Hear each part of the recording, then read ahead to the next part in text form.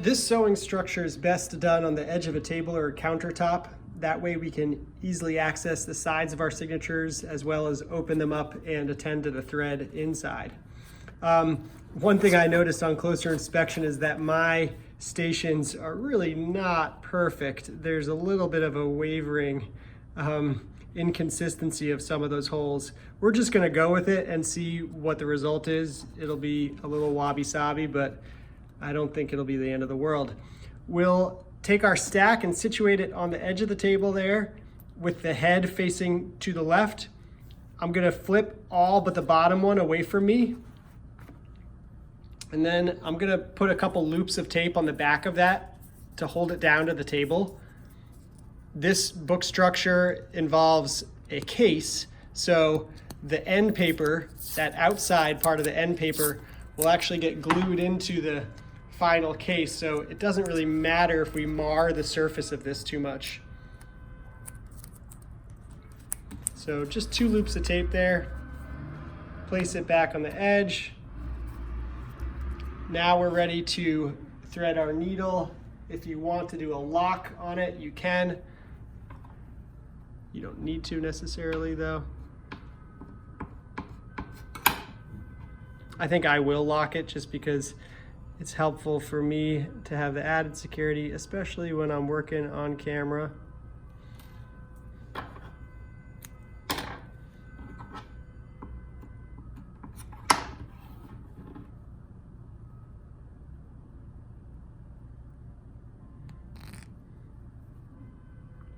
So again, the locking process is just flattening one little piece of the tail and piercing that flat spot with the needle, drawing it down the shaft of the needle over the head and cinching it. You don't want to pull it all the way to the head, but you want to leave it maybe about 1 inch away. And that's a nice, slim, streamlined knot.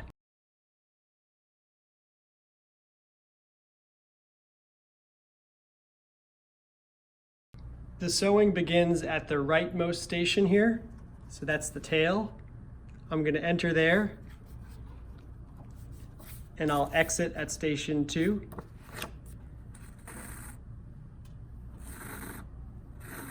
I'm going to pull out the thread, pull the thread through until there's about 2 or 3 inches remaining, enough to tie a square knot later. Now I'll re-enter at station 3,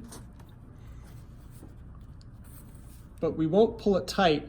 I'm going to exit at station 4 and pull the thread through, leaving enough slack to insert the tape later.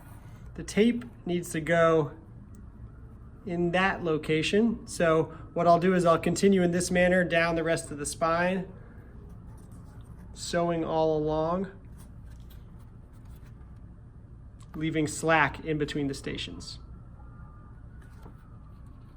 The slack should also be left on the inside of the signature, because that'll be how we can pull and tighten the thread over the tapes.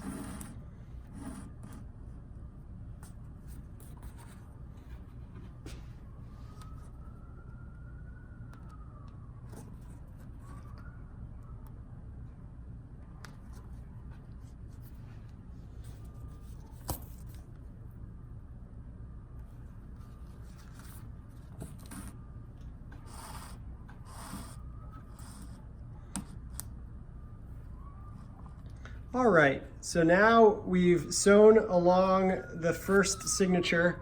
It's time to put our tapes in, and we do that from right to left.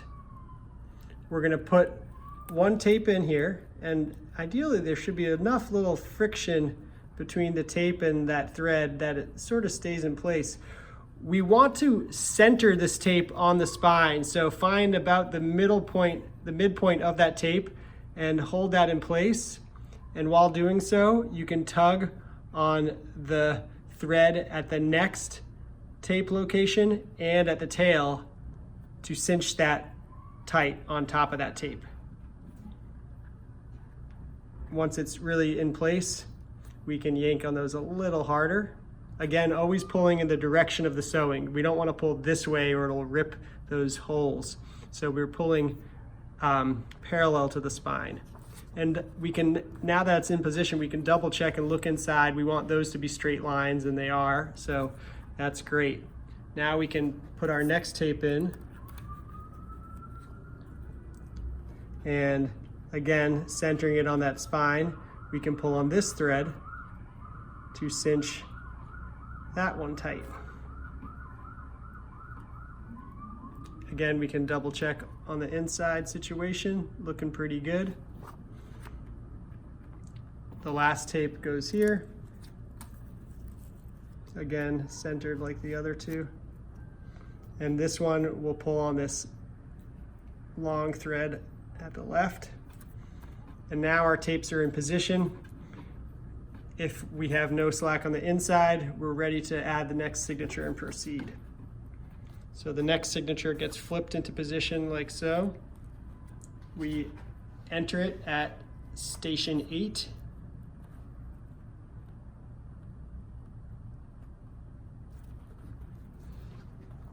And exit at station 7.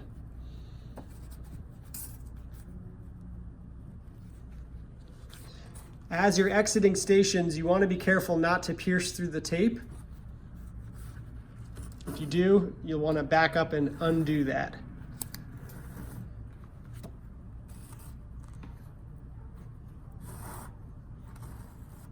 And here we can pull it relatively taut. You don't want to yank on that too hard because later on we'll be making a stitch there and we don't need it to be incredibly tight, just enough that those signatures are snug together. Now we'll go around that tape and re-enter at station 6.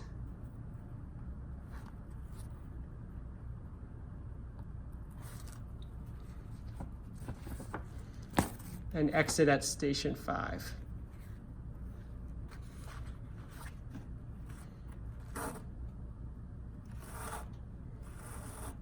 And here we pull it tight enough that the thread is pressing that tape against the spine. And that's how we'll continue along this signature and for all the other signatures.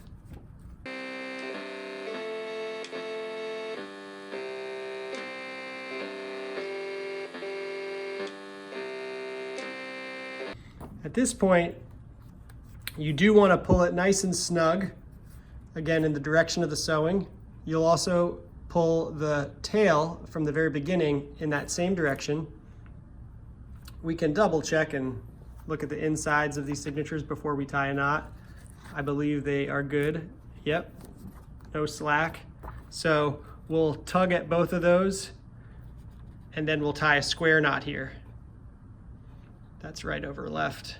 Cinch it tight. Left over right.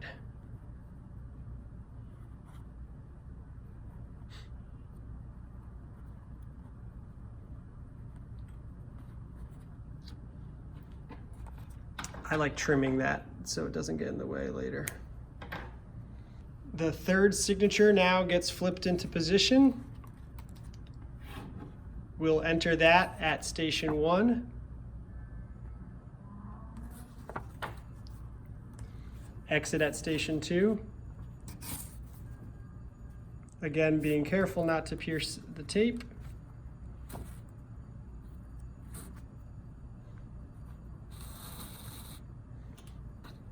And this is a common little issue. The thread starts coiling and twisting around itself. Again, I like putting my thumb in there to prevent that from happening.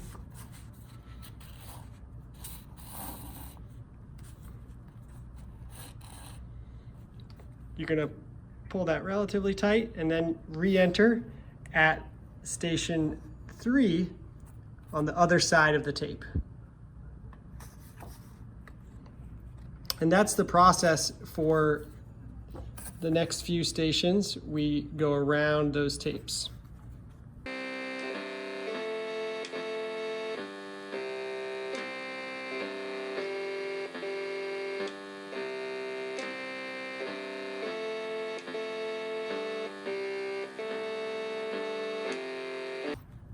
So the kettle stitch will happen between the previous two signatures, which in this case is signatures 1 and 2.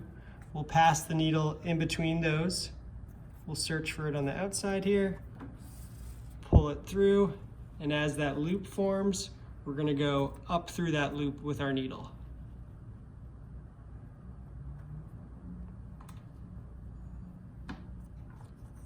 I'm taking one last look inside to make sure there's no slack before we tighten this kettle, and I'll pull straight up.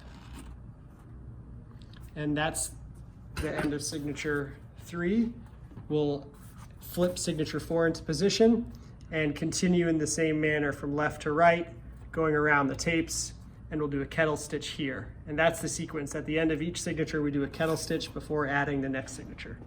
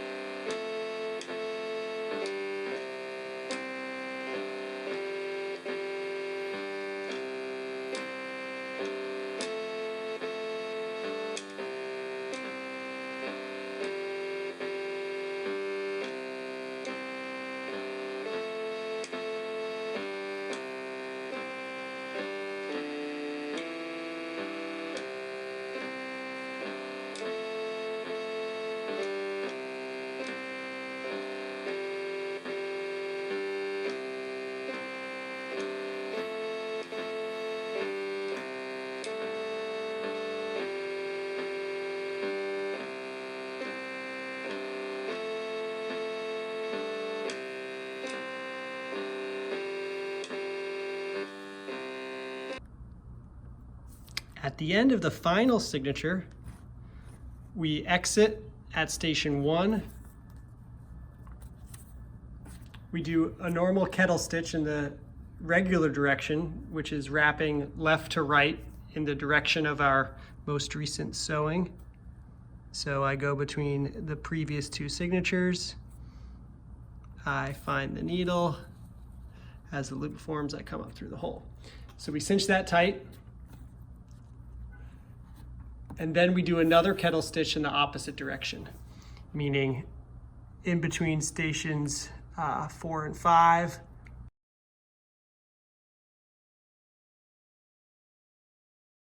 The previous two, from right to left this time, wrapping around that stitch, making a loop, and then coming up through the loop. And cinching tight. And that's it. We can trim our tail and take a look at our book. Here's the finished sewn text block. The tapes are held snug in place by the threads that go across them. The signatures migrated ever so slightly away from that perfect rectilinear stack we used to have.